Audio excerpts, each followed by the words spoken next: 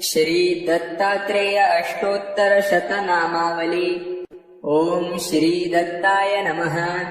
ओम देवदत्ताय नमः। ओम ब्रह्मदत्ताय नमः। ओम विष्णुदत्ताय नमः। ओम शिवदत्ताय नमः। ओम अत्रिदत्ताय नमः।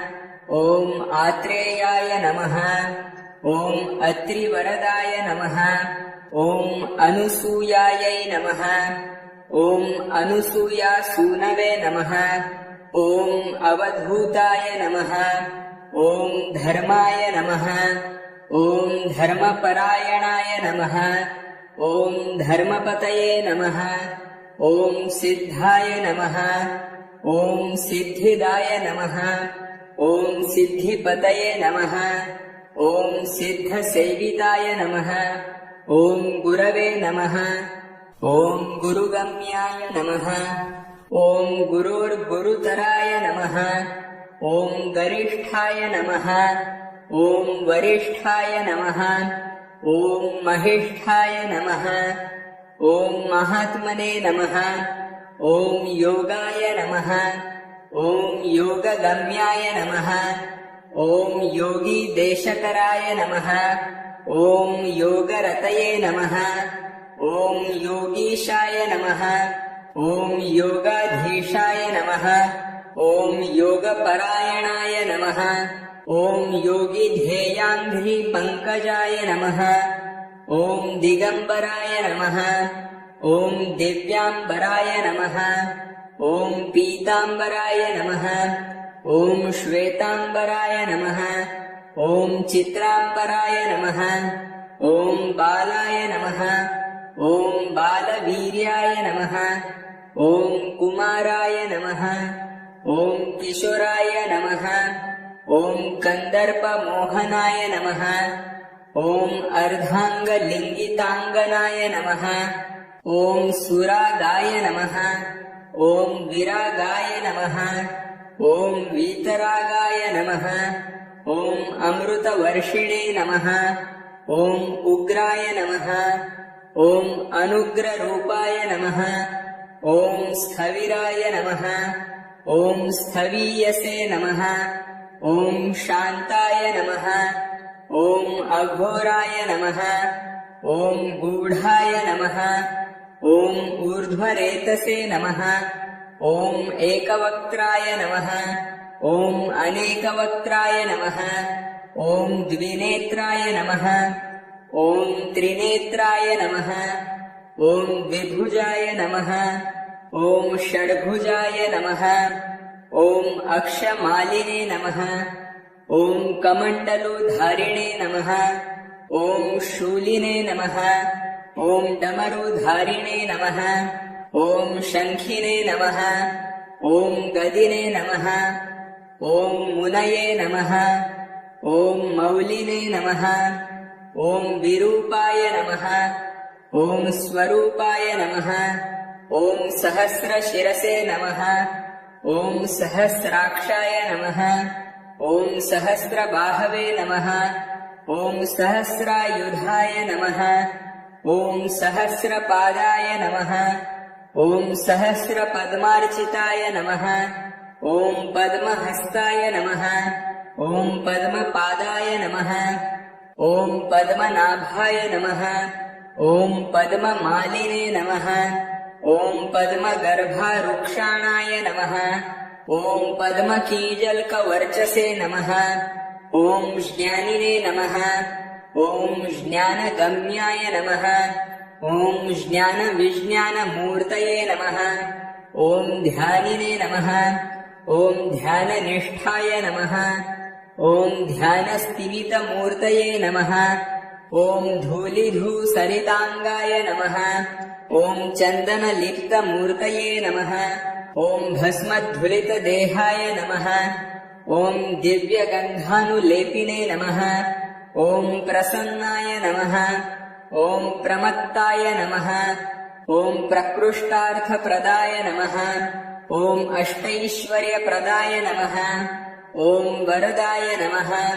ओम वरीयसे नमः। ओम ब्राह्मणे नमः। ॐ ब्रह्मरूपाय नमः। ॐ विष्णवे नमः। ॐ विश्वरूपिणे नमः। ॐ शङ्कराय नमः। ॐ आत्मने नमः। ॐ अन्तरात्मने नमः।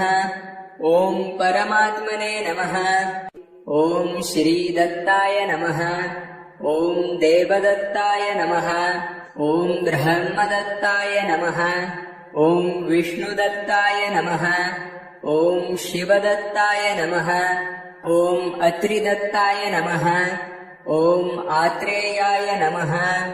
ॐ अत्रिवरदाय नमः। ॐ अनुसूयायै नमः। ॐ अनुसूयासूनवे नमः। ॐ अवधूताय नमः। ॐ धर्माय नमः। ॐ धर्मपरायणाय नमः। ॐ धर्मपतये नमः। ॐ सिद्धाय नमः। ॐ सिद्धिदाय नमः। ॐ सिद्धिपतये नमः। ॐ सिद्धसेविताय नमः। ॐ गुरवे नमः। ॐ गुरुगम्याय नमः। ॐ गुरोर्गुरुतराय नमः। ॐ गरिष्ठाय नमः। ॐ वरिष्ठाय नमः। ॐ महिष्ठाय नमः। ॐ महात्मने नमः। ॐ योगाय नमः। ॐ योगगम्याय नमः। ॐ योगीदेशकराय नमः। ॐ योगरतये नमः। ॐ योगीशाय नमः। ॐ योगाधीशाय नमः। ॐ योगपरायणाय नमः। ॐ योगिध्येयाङ्घ्रिपङ्कजाय नमः। ॐ दिगम्बराय नमः। ॐ दिव्याम्बराय नमः। ॐ पीताम्बराय नमः। ॐ श्वेताम्बराय नमः। ॐ चित्राम्बराय नमः। ॐ बालाय नमः। ॐ बालवीर्याय नमः। ॐ कुमाराय नमः। ॐ किशोराय नमः। ॐ कन्दर्पमोहनाय नमः। ॐ अर्धाङ्गलिङ्गिताङ्गनाय नमः। ॐ सुरागाय नमः। ॐ विरागाय नमः। ॐ वीतरागाय नमः। ॐ अमृतवर्षिणे नमः। ॐ उग्राय नमः। ॐ अनुग्ररूपाय नमः। ॐ स्थविराय नमः। ॐ स्थवीयसे नमः। ॐ शान्ताय नमः। ॐ अघोराय नमः। ॐ गूढाय नमः। ॐ ऊर्ध्वरेतसे नमः। ॐ एकवक्त्राय नमः। ॐ अनेकवक्त्राय नमः। ॐ द्विनेत्राय नमः। ॐ त्रिनेत्राय नमः। ॐ द्विभुजाय नमः। ॐ षड्भुजाय नमः। ॐ अक्षमालिने नमः। ॐ कमण्डलुधारिणे नमः। ॐ शूलिने नमः। ॐ डमरुधारिणे नमः। ॐ शङ्खिने नमः। ॐ गदिने नमः। ॐ मुनये नमः। ॐ मौलिने नमः। ॐ विरूपाय नमः। ॐ स्वरूपाय नमः। ॐ सहस्रशिरसे नमः। ॐ सहस्राक्षाय नमः। ॐ सहस्रबाहवे नमः। ॐ सहस्रायुधाय नमः। ॐ सहस्रपादाय नमः। ॐ सहस्रपद्मार्चिताय नमः। ॐ पद्महस्ताय नमः। ॐ पद्मपादाय नमः। ॐ पद्मनाभाय नमः। ॐ पद्ममालिने नमः। ॐ पद्मगर्भारुक्षाणाय नमः। ॐ पद्मकीजल्कवर्चसे नमः। ॐ ज्ञानिने नमः। ॐ ज्ञानगम्याय नमः। ॐ ज्ञानविज्ञानमूर्तये नमः। ॐ ध्यानिने नमः। ॐ ध्याननिष्ठाय नमः। ॐ ध्यानस्तिमितमूर्तये नमः। ॐ धूलिधूसरिताङ्गाय नमः। ॐ चन्दनलिप्तमूर्तये नमः। ॐ भस्मधुलितदेहाय नमः। ॐ दिव्यगन्धानुलेपिने नमः। ॐ प्रसन्नाय नमः। ॐ प्रमत्ताय नमः। ॐ प्रकृष्टार्थप्रदाय नमः। ॐ अष्टैश्वर्यप्रदाय नमः। ॐ वरदाय नमः। ॐ वरीयसे नमः। ॐ ब्रह्मणे नमः। ॐ ब्रह्मरूपाय नमः। ॐ विष्णवे नमः। ॐ विश्वरूपिणे नमः। ॐ शङ्कराय नमः। ॐ आत्मने नमः। ॐ अन्तरात्मने नमः। ॐ परमात्मने नमः। ॐ श्रीदत्ताय नमः। ॐ देवदत्ताय नमः। ॐ ब्रह्मदत्ताय नमः। ॐ विष्णुदत्ताय नमः। ॐ शिवदत्ताय नमः। ॐ अत्रिदत्ताय नमः। ॐ आत्रेयाय नमः। ॐ अत्रिवरदाय नमः। ॐ अनुसूयायै नमः। ॐ अनुसूयासूनवे नमः। ॐ अवधूताय नमः। ॐ धर्माय नमः। ॐ धर्मपरायणाय नमः। ॐ धर्मपतये नमः। ॐ सिद्धाय नमः। ॐ सिद्धिदाय नमः। ॐ सिद्धिपतये नमः। ॐ सिद्धसेविताय नमः। ॐ गुरवे नमः। ॐ गुरुगम्याय नमः। ॐ गुरोर्गुरुतराय नमः। ॐ गरिष्ठाय नमः। ॐ वरिष्ठाय नमः। ॐ महिष्ठाय नमः। ॐ महात्मने नमः। ॐ योगाय नमः। ॐ योगगम्याय नमः। ॐ योगीदेशकराय नमः। ॐ योगरतये नमः। ॐ योगीशाय नमः। ॐ योगाधीशाय नमः।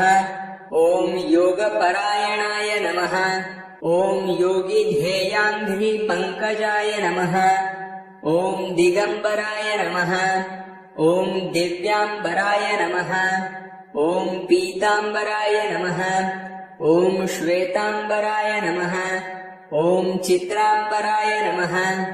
ॐ बालाय नमः। ॐ बालवीर्याय नमः। ॐ कुमाराय नमः। ॐ किशोराय नमः। ॐ कन्दर्पमोहनाय नमः। ॐ अर्धाङ्गलिङ्गिताङ्गनाय नमः। ॐ सुरागाय नमः। ॐ विरागाय नमः।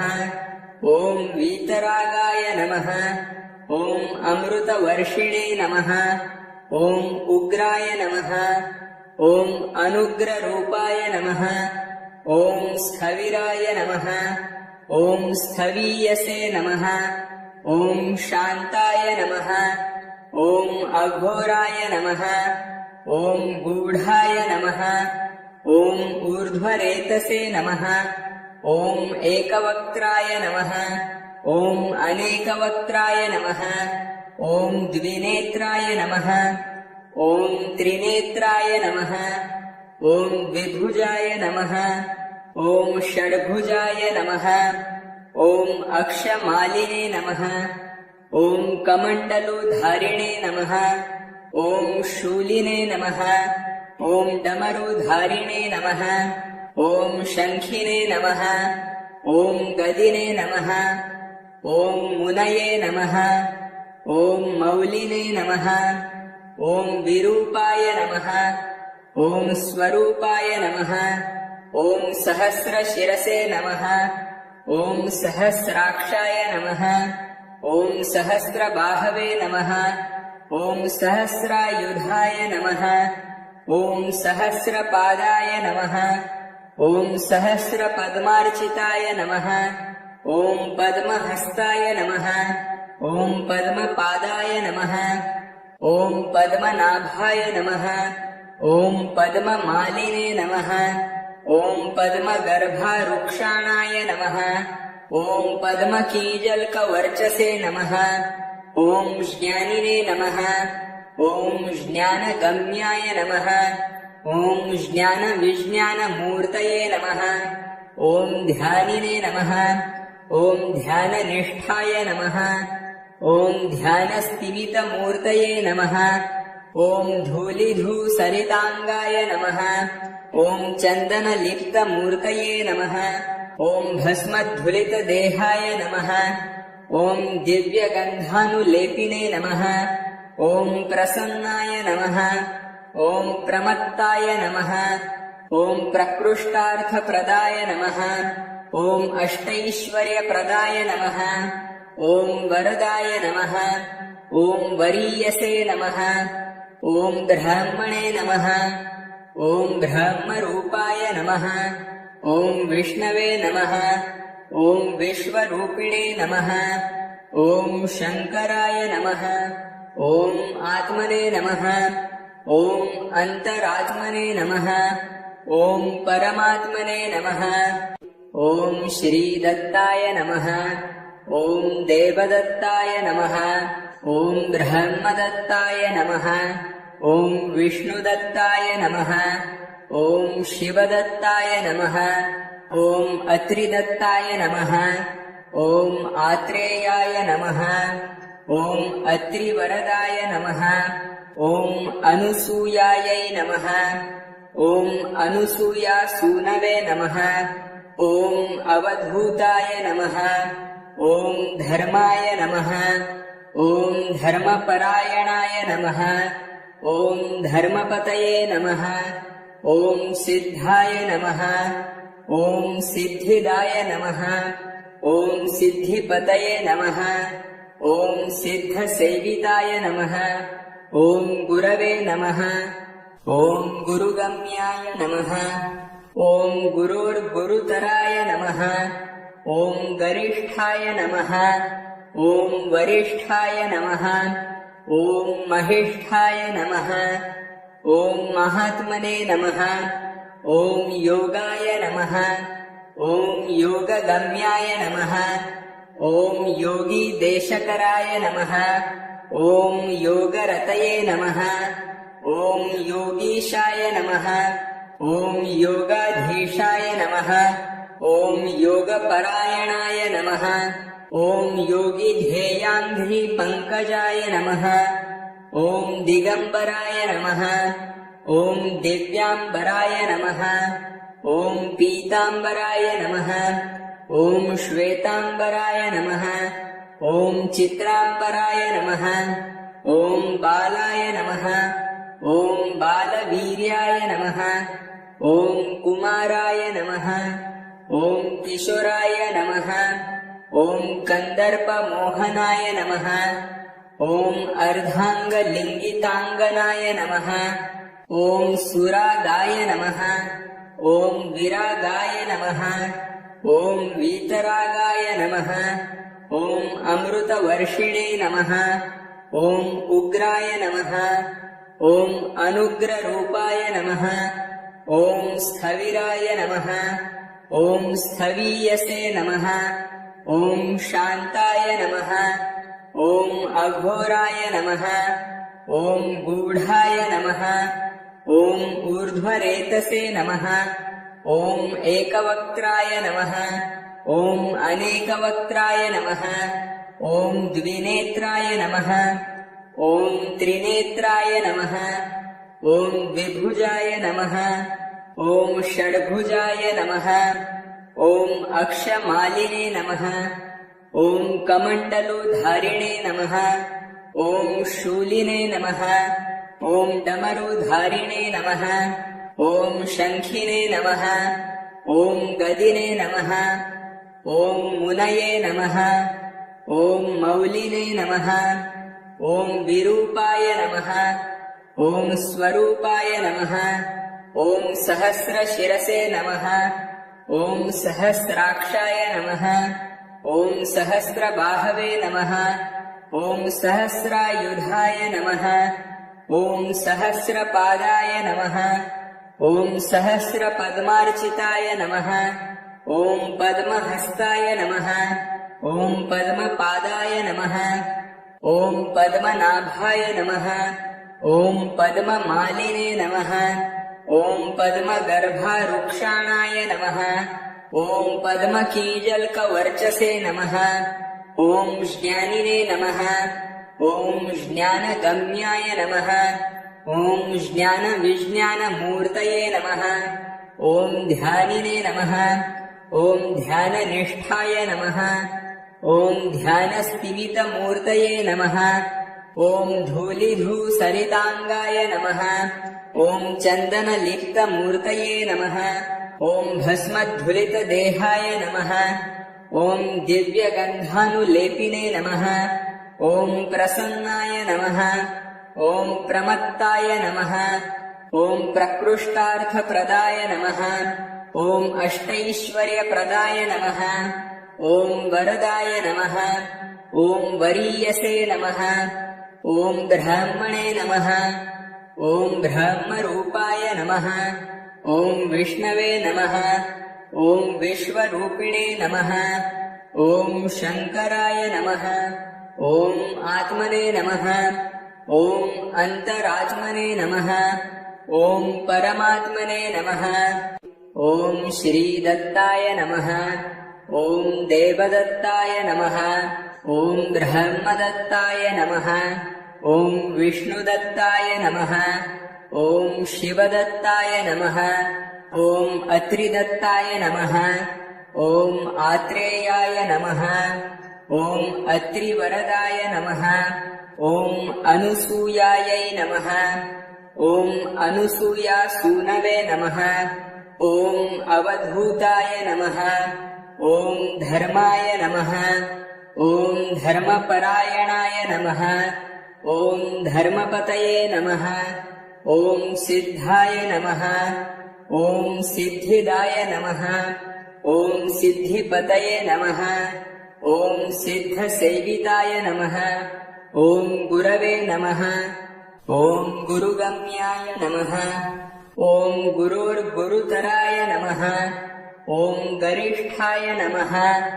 ॐ वरिष्ठाय नमः। ॐ महिष्ठाय नमः। ॐ महात्मने नमः। ॐ योगाय नमः। ॐ योगगम्याय नमः। ॐ योगीदेशकराय नमः। ॐ योगरतये नमः। ॐ योगीशाय नमः। ॐ योगाधीशाय नमः। ॐ योगपरायणाय नमः। ॐ योगिध्येयाङ्घ्रिपङ्कजाय नमः। ॐ दिगम्बराय नमः। ॐ दिव्याम्बराय नमः।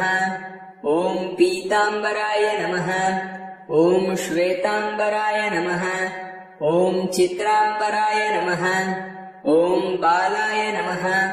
ॐ बालवीर्याय नमः। ॐ कुमाराय नमः। ॐ किशोराय नमः। ॐ कन्दर्पमोहनाय नमः। ॐ अर्धाङ्गलिङ्गिताङ्गनाय नमः। ॐ सुरागाय नमः। ॐ विरागाय नमः। ॐ वीतरागाय नमः। ॐ अमृतवर्षिणे नमः। ॐ उग्राय नमः। ॐ अनुग्ररूपाय नमः। ॐ स्थविराय नमः। ॐ स्थवीयसे नमः। ॐ शान्ताय नमः। ॐ अघोराय नमः। ॐ गूढाय नमः। ॐ ऊर्ध्वरेतसे नमः। ॐ एकवक्त्राय नमः। ॐ अनेकवक्त्राय नमः। ॐ द्विनेत्राय नमः। ॐ त्रिनेत्राय नमः। ॐ द्विभुजाय नमः। ॐ षड्भुजाय नमः। ॐ अक्षमालिने नमः। ॐ कमण्डलुधारिणे नमः। ॐ शूलिने नमः। ॐ डमरुधारिणे नमः। ॐ शङ्खिने नमः। ॐ गदिने नमः।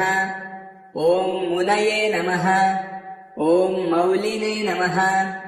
ॐ विरूपाय नमः। ॐ स्वरूपाय नमः। ॐ सहस्रशिरसे नमः। ॐ सहस्राक्षाय नमः। ॐ सहस्रबाहवे नमः। ॐ सहस्रायुधाय नमः। ॐ सहस्रपादाय नमः। ॐ सहस्रपद्मार्चिताय नमः। ॐ पद्महस्ताय नमः। ॐ पद्मपादाय नमः। ॐ पद्मनाभाय नमः। ॐ पद्ममालिने नमः। ॐ पद्मगर्भारुक्षाणाय नमः ॐ पद्मकीजल्कवर्चसे नमः ॐ ज्ञानिने नमः ॐ ज्ञानगम्याय नमः ॐ ज्ञानविज्ञानमूर्तये नमः ॐ ध्यानिने नमः ॐ ध्याननिष्ठाय नमः ॐ ध्यानस्तिमितमूर्तये नमः ॐ धूलिधूसरिताङ्गाय नमः ॐ चन्दनलिप्तमूर्तये नमः ॐ भस्मधुलितदेहाय नमः ॐ दिव्यगन्धानुलेपिने नमः ॐ प्रसन्नाय नमः ॐ प्रमत्ताय नमः ॐ प्रकृष्टार्थप्रदाय नमः ॐ अष्टैश्वर्यप्रदाय नमः ॐ वरदाय नमः ॐ वरीयसे नमः ॐ ब्राह्मणे नमः ॐ ब्रह्मरूपाय नमः ॐ विष्णवे नमः ॐ विश्वरूपिणे नमः ॐ शङ्कराय नमः ॐ आत्मने नमः ॐ अन्तरात्मने नमः ॐ परमात्मने नमः।